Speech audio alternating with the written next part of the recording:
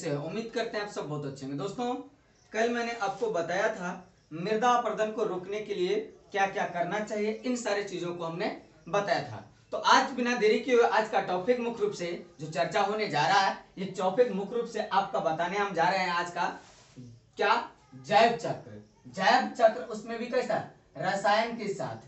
क्या कह रहा है? जैव रसायन चक्र क्या है? क्या कह रहा है? जैव रसायन चक्र क्या है? What is a biogeochemical cycle. ये जो चैप्टर चलेगा अभी कुछ लंबा है, इसमें कई सारे चक्रण को हमने क्या करना है, हमें पढ़ना है। तो खास करके जैव रसायन मतलब जीव जंतुओं का जो रासायनिक प्रक्रिया है, किस प्रकार जीवन चक्र चलते रहता है, ये देखना बहुत जरूरी है। कह रहा है कि जीव मंडल, जो जीवों का मंडल है, जीव जहां वास करते हैं, इसी को जैव मंडल या जीव मंडल कहा जाता है। अर्थात पृथ्वी को ही जैव मंडल कहा जाता है, क्योंकि पृथ्वी में ही है जो अनुकूलित जीव जंतुओं के लिए रहने और सहन करने की क्षमता प्रदान है, और इसके अलावा और किसी क्षेत्र में ऐसा नहीं देखा गया है। तो ऐसा होता ही रहता है। कह कि इसमें मिट्टी, जल और जीवधारियों के माध्यम से, जो जल है, जल, हवा, पानी, ये सब कहीं ना कहीं जीवधारियों मतलब जीव जो धारण किए हुए, से मनुष्य से लेके पेड़ पौधा, छोटे मोटे कीड़े मकोड़े, इन सब का बात यहाँ पर कहा जा रहा है। से क्या होता है, से रासायनिक पदार्थों में जैसे कार्बन। अब कार्बन कौन, पेड़ पौधा थोड़ा कार्बन बनाता है, उसको जलाने वाला काम जीवधारी ही करते हैं। फास्फोरस, फास्फोरस भी बताएंगे, बहुत प्रकार के फास्फोरस होता है, लाल फास्फोरस, सफेद फास्फोरस। उसके बाद गंधक इत्यादि का चक्रीय पथ में भ्रमण करना जैव भू रसायन चक्र कहलाता है। ये सब जो है आपको मुख्य रूप से जानना है। जो जीवधारी है वह कहीं ना कहीं क्या करता है, गैसीय वातावरण का प्रयोग करता है, चाहे कार्बन हो या फास्फोरस हो, गंधक हो, ये सब जो कहीं ना कहीं क्या करता है, वो अपना चक्कर काटते रहता है। ये चक्कर काटना अर्थात पथ परिभ्रमण करना क्या कहलाता है, तो आपका कहलाता है जैव रसायन चक्र। क्या कहलाता है? जैव रसायन चक्र कहलाता है। तो यहां तक समझ में आ गया। इसमें मुख्य रूप से क्या क्या होगा, तो कार्बन, फास्फोरस, गंधक और भी सारे इसमें गैस आते हैं, वो सब प्राकृतिक गैस भी आप कह सकते हैं। अब बात आती है जल चक्र। जल चक्र दोस्तों, जल चक्र में जल का चक्रण होना, जैसे बारिश हुआ, बारिश का पानी कहां, खेत खलिहान, नदी, तालाब, झील, समुद्र में आ गया। इस सब फिर कहां चला जाएगा, किसी ना किसी माध्यम से समुद्र में जाकर मिलेगा। तो सूर्य की किरणें जो पड़ती है, सूर्य से निकलने वाली किरण यानी कि धूप समुद्र में पड़ा, नदी में पड़ा, वो फिर क्या किया, जब गर्म होता है पानी, हीट होकर के, तो भाप बन जाता है। क्या बन जाता है?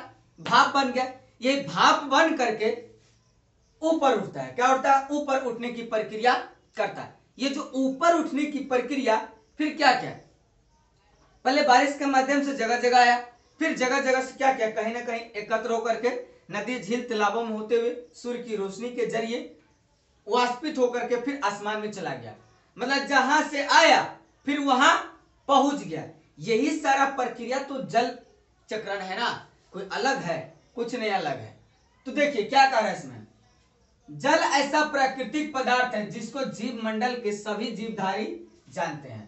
अच्छा, ऐसा बात बताइए, ऐसा कौन है जो जल के विषय में नहीं जानता है? जितना जीवधारी है सब जानता है जल के विषय में।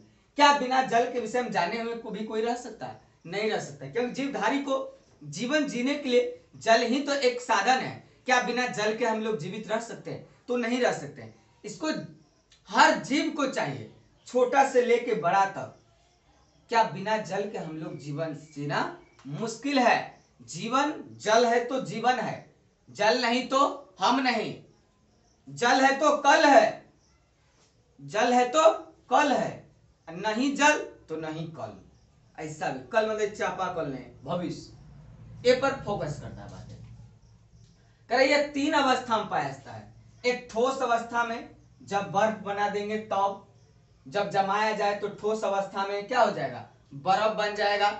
उसके बाद द्रव अवस्था में जो अभी वर्तमान में है, तो क्या द्रव्य अवस्था तो हम पीते हैं। उसका गैसीय अवस्था में, गैसीय अवस्था में तो बतबे किए कि जब सूर्य की रोशनी क्या होता है, धूप पड़ता है कहां पर, समुद्र में, झील, नदी, तालाब में, तो गर्म होकर क्या होता है, आसमान की ऊंचाई पर उठने लगता है। तो यह ठोस, द्रव और गैस तीनों अवस्था में पाया जाता है। तो पूछेगा जल का कितने अवस्था, तो जल का 3 अवस्था। कौन कौन अवस्था, ठोस, द्रव और गैस। कौन कौन, फिर से, ठोस, द्रव और गैस, ये तीनों अवस्था में पाया जाता है। तीनों अवस्था में अलग अलग इसका काम होता है। सबसे पहले ठोस है, इसको छोड़ दिया जाए खुले में तो फिर क्या बन जाएगा, द्रव अवस्था में आ जाएगा। गैसीय अवस्था में इसको छोड़ दिया जाए तो क्या आ जाएगा, फिर द्रव अवस्था में आ जाएगा। तो ये सब होते रहता है चक्रीय प्रक्रिया। जल पहाड़ों की चोटियों पर जमी हुई ठोस बर्फ के रूप में पाया जाता है। सही बात है, पहाड़ वहाड़ जो है वहां पर हिम गिरता है तो क्या होता है, कहीं ना कहीं ठोस रूप धारण कर लेता है। ठोस रूप धारण जब करता है तो कहीं ना कहीं इसका इफेक्ट जरूर हमको देखने को मिलता है। सही बात है कि जब बारिश उरिश होता है तो पहाड़ के दर्रा उर्रा सब में जाकर के भर जाता है। तो भरना क्या हो जाएगा, एक प्रकार कहीं ना कहीं इसका हमको प्रभाव दिख रहा है। वो कैसा बन जाएगा, तो ठोस रूप में बन जाएगा। कैसा, ठोस बर्फ के रूप में। कैसा बन जाएगा, ठोस बर्फ के रूप में यह पाया जाएगा। यह बर्फ जब सूर्य की किरणों के पड़ने से गर्म होता है तब यह पिघलकर नदियों, ग्लेशियरों और नालों से होती हुई समुद्रों तक पहुंचती। सही बात है, हम भी वही बात अभी तुरंत कहे हैं कि जब वर्षा हुआ कहीं ना कहीं जाके क्या हुआ, जाम हो गया। फिर धीरे धीरे धीरे ये क्या करता है, नदी, नालों, झील, तालाबों इस सब में जाकर के ये जम जाता है। जमने क्या मतलब, वहां पहुंच गया। तो वहां पहुंचने के बाद ये क्या करता है, तो दोस्तों ये होता है क्या कि जब सूर्य की रोशनी पड़ यह गर्म होना शुरू हो जाता है। गर्म होने के माध्यम से क्या होता है, आसमान की ऊंचाई पर यह पहुंचने लगता है। समुद्रों की सतहों पर सूर्य की किरणों से गर्म होकर यह जल भाप के रूप में क्या होता है, बदल कर जाता है। और यही बदल कर क्या फिर ऊपर उठकर भागने लगता है। सही बात है कि जब सूर्य की रोशनी समुद्र पर पड़ा तो समुद्र में जो जमा जल है वो क्या करेगा, धीरे धीरे वाष्प का रूप धारण करेगा। यही वाष्प का रूप क्या करेगा, फिर आसमान की ऊंचाई पर जाएगा। जब आसमान की ऊंचाई पर यह जाता है तो क्या होता है, वह भाप का रूप धारण रहता है। तो भाप धीरे धीरे फिर क्या करता है, बादल बना। फिर बादल से क्या हुआ, फिर बारिश आने शुरू होता है। तो यह प्रक्रिया चलती रहता है। इसी प्रकार जल चक्रीय पथ में क्या करता है, जल का भ्रमण करता है। क्या करता है, इस सब जो प्रक्रिया होता है इस पर जल का क्या होता है, भ्रमण होते रहता है। कभी जमीन, कभी आसमान, कभी ठोस, द्रव, गैस, इस सब का जो चक्रण होता है यही चक्रीय पथ क्या कहलाता है, तो आपका कैसा चक्रीय पथ, जो भ्रमण करते रहता है, जल का भ्रमण करना, यह क्या कहलाता है, जल चक्र कहलाता है। कोई दिक्कत नहीं। तो अब आपको देखना है दोस्तों कि जल चक्र को बाधित करने वाले कौन कौन आखिर बातें आता है, इस चीज को भी जानना जरूरी है। बाधित करता बहुत सारे तत्व, इन सारे तत्व को हमको किस प्रकार हम रोक करके इसको दिखावे तभी तो जल संभव है, नहीं तो क्या होगा, छिन्न भिन्न हो जाएगा। तो कहीं ना कहीं इसका इफेक्ट धरती पर पड़ेगा। तो जल चक्रण को मुख्य रूप से बाधित होने से बचाने के कुछ उपाय है। सबसे पहला उपाय है वृक्षारोपण। इतना वृक्षारोपण किया जाए, इतना वृक्षारोपण किया जाए, इतना किया जाए कि विश्व का पहला देश बन जाए वृक्षारोपण के मामला में। तब क्या होगा, एकदम समय से वर्षा होगा। समय से वर्षा होना, खेती सही से होगा। खेती जब होगा खाद्यान्न की पूर्ति होगा, गरीबी कम होगा। इस सब पर ध्यान देना चाहिए। सरकार को भी इस पर ध्यान देना चाहिए कि हर साल कोई भी समारोह हो उसके उपलक्ष्य पर 10 लाख पेड़ लगाया जाए, 5 लाख पेड़ लगाया जाए, तब न होगा। तब क्या होगा, इससे हरियाली बना हुआ रहेगा। नहीं तो क्या होगा, हरियाली घटेगा, समय से वर्षा न होगा। तो वृक्षारोपण करना भी जरूरी है। दूसरा, वनों के विनाश पर रोक लगाना। रोपेंगे नहीं, काटेंगे जरूर, तो ये काटने पर भी रोक लगाना चाहिए। वृक्षारोपण को करवाना चाहिए और जो लगा हुआ मौजूदा वृक्ष है उस वृक्ष को काटा ना जाए, उसको रखा जाए, ताकि वह क्या है, हमारे लिए एक जीवनदायी बना हुआ है, जीवनदात्री है, तो उसको क्यों नहीं रोका जाए। जब रोकेंगे तभी तो हमें लाभ मिलेगा, नहीं तो जीवन में कई सारी कठिनाइयां आना शुरू हो जाएगा। उसका जल स्रोतों की सुरक्षा, भाई जल को बचाना है तो जल को साफ भी तो रखना है।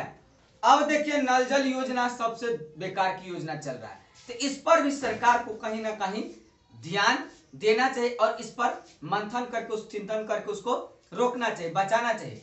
तब जाकर क्या होगा, जल बचाया जा सकता और जल को सीमित रखा भी जा सकता है, नहीं तो आने वाले दिनों में भी जो जल का भंडारण है वो खत्म हो जाएगा। ऐसा नहीं कि जल का भंडारण खत्म हो, बल्कि पीने लायक जल नहीं रहेगा। कुल जल का 97% भाग तो जल समुद्र में ही है और भारत में जो जल है, भारत का कुल जल का मात्रा केवल जो है नदी झील तालाबों में 70%। इस चीज पर रोक लगाना जरूरी है। कर दलदलों और मार्श भूमि का बचाव, ये जो दलदली से सबका भी बचाव करना चाहिए। इस समय जल उल पाका का गद रहता है, इस पर भी कहीं ना कहीं ध्यान देना चाहिए। अब कह रहा पशुओं को अतिचारण पर रोक, अधिक पशु को चराना नहीं चाहिए, तो क्या होता है पेड़ पौधा को खा जाता है। हाँ चराइए, उसके लिए लगाइए, खेती कीजिए, तब ना होगा। तो ऐसा नहीं कि पेड़ काट कर खिला दे, तो फिर कहीं ना कहीं नुकसान होता है। घास उस लगाइए, ये सब हो सकता है। जल के सतही संग्रह को बढ़ावा देना, जो जल का सतह नीचे वाला स्तर को इसको बढ़ावा देना, कई सारी प्रक्रिया है।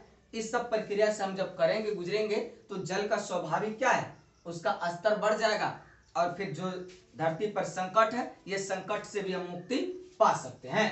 अब अगर कृषि में पानी की बर्बादी को रोकना, खेती में पानी डाल रहे हैं, आज पता चला कि आरी टूट के नाला में दहा रहा है, नदी में जा रहा है, तो यह भी क्या है, एक प्रकार का छिन्न हो रहा है, तो इसको भी रोकना जरूरी है। खास करके किसान भाइयों से अनुरोध है कि आप ऐसे ना करें, क्योंकि आप ही समझदार हैं, बाद बाकी तो जानबे करते हैं, सब होशियार के जड़ ही हैं।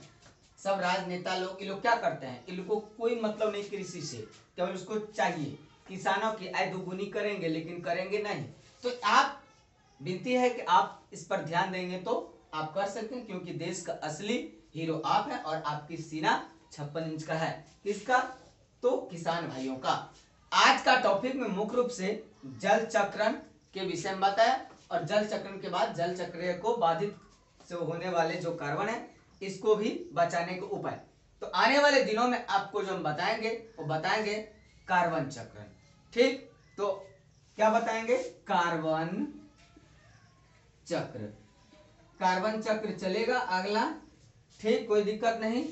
क्या चलेगा, कार्बन चक्र, कार्बन सरसेल, कोई दिक्कत नहीं है। तो आज के लिए इतना ही। जय हिंद, जय भारत।